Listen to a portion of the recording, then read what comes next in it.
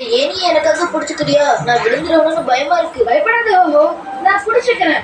நீ கீழே விழ மாட்ட. ஓகே, நான் உன்னை நம்புறேன். நீ விசில் எடுக்க முயற்சி பண்ணு. பயம் உனக்கு தானாவே போயிடும்.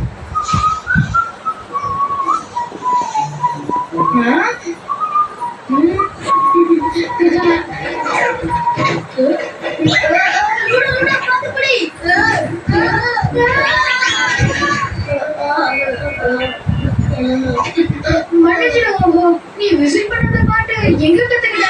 என்ன என்ன பாட்டு? ஓஹோ, நீ விசில் பண்ண அதே மியூசிக் தான் என்னோட தாத்தா கோச்சிங்ல வாசிச்சுட்டு இருப்பாரு.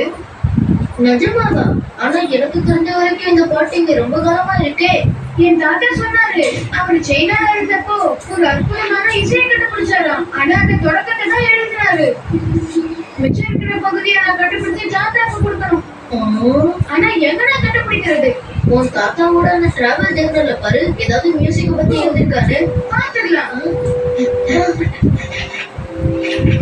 எங்க எங்க இருக்கு? பாட்டு பத்தி கண்டிப்பா ஏதாவது இருக்கணும். என்னது அது மியூசிக் ஷீட்.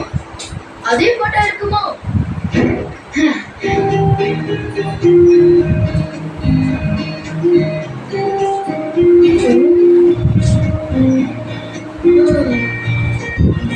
ஆனா மிச்சம் இதுல இல்லையே.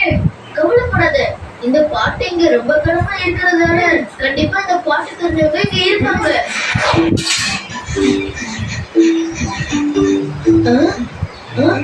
ரோஸ் பெஞ்ச், உனக்கு இந்த பாட்டு தெரியுமா?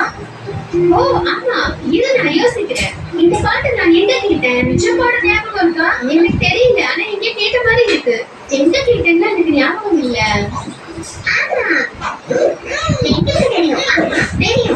மிச்சம் பகுதி உங்களுக்கு தெரியுமா? அதையே எனக்கு பாட்டோட 2வது பகுதி உங்களுக்கு